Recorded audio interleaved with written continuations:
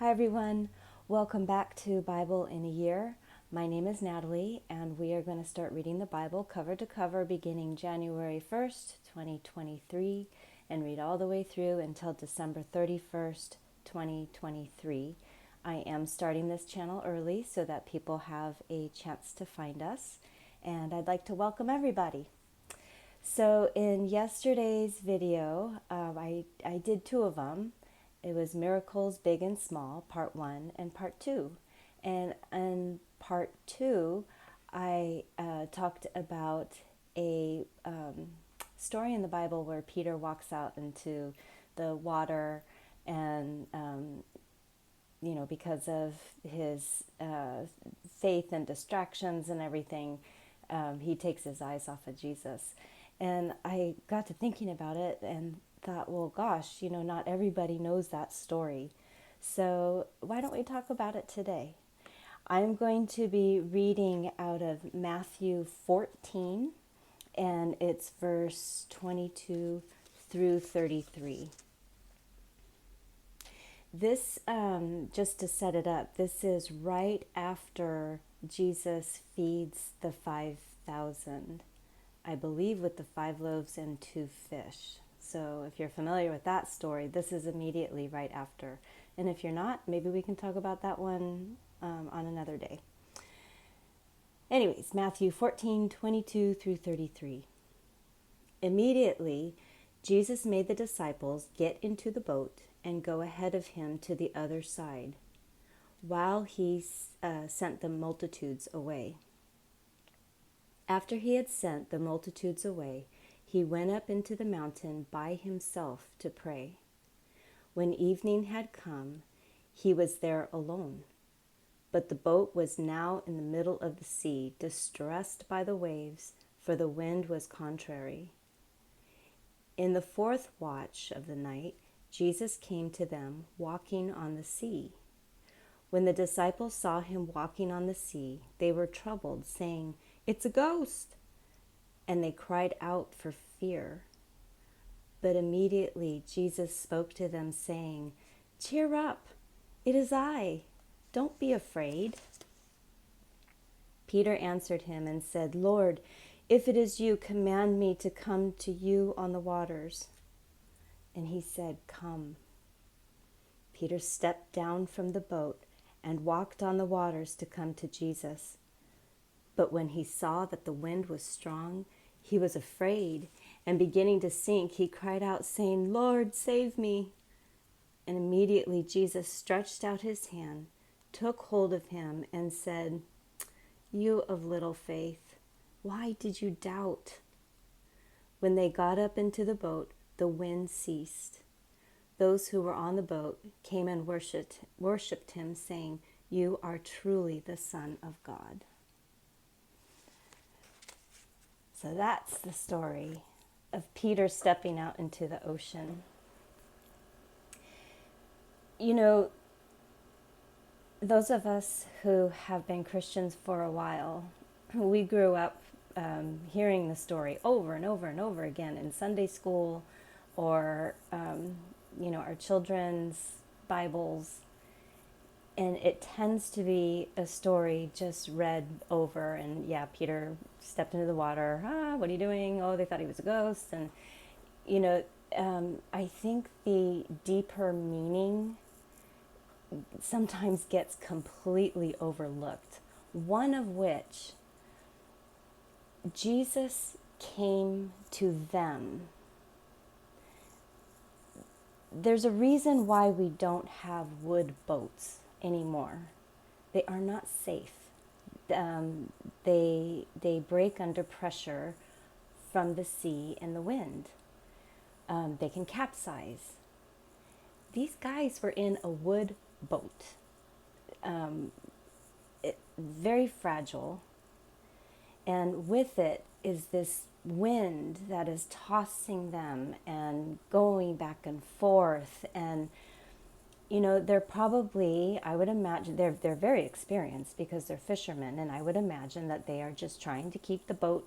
They're doing what they do. They're managing the boat and the sea. It doesn't say that they're crying out to God, saying, save us. They're just in their work.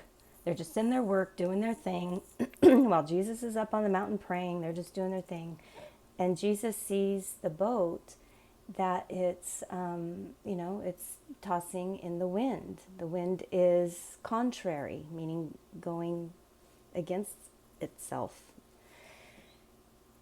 Jesus comes to them. And they are so busy in their work, they don't even recognize him. They're in this storm, and they're like, oh, a ghost. And Jesus is like, hey, yo, no, I'm here. What I find interesting is he didn't calm the winds before he walked out to the sea. Jesus walked from the shoreline into the wind to get to the boat. He wasn't bothered by the storm. He wasn't bothered by the stress. He was just going to go to the boat. And the disciples, they did not recognize him in the middle of their work and their stress with the weather. And Jesus says, hey, don't worry about it. It's just me, just coming to the boat, just walking on the water. And Peter says, okay, if it's really you, tell me to come out. And that word "if" has always fascinated me. This isn't in my Bible studies or anything like that. I can relate to it because it's basically a challenge. It's a challenge to God. Jesus is Emmanuel. We have to remember he is Emmanuel, which means God with us. So that word, if it is you, command me to come out to the waters. I do that all the time in the stress of life. God, if this is really what you want, if this is really what we're supposed to be doing here, show me a sign. If you are really here, it's a challenge. And Jesus says, yeah, come on out. Still not calming the weather. And so Peter steps out. And then he takes his eyes off Jesus. And all the weather, the contrary weather, the boat rocking, the waves moving, and Peter starts to sink. Jesus still does not calm the weather. He, in addition, he doesn't look at the other disciples and say, look at Peter, what a shame, he of little faith. This is what you need to do. You need to have more faith, disciples, so that, you won't sink. That was not the message. He reached out to Peter, still in the storm. And he did reprimand. He said, oh, you of little faith, but it's just to check yourself. And then once he got in the boat, everything simmered down.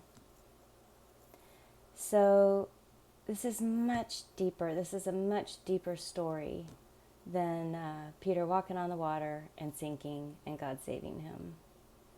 There's little details in there that could have been so different had the story been different. The first is Jesus comes to us. We might not recognize him as he's coming to us. And that's okay, because he will let us know, hey, it's me. It's all right. And if we do challenge him and fail, he's still got us, even in the storm of life. And he is the one that will calm the storm. He is the one that will end it when it's supposed to end. No matter if we have faith enough to walk out into the sea, no matter how hard we pray,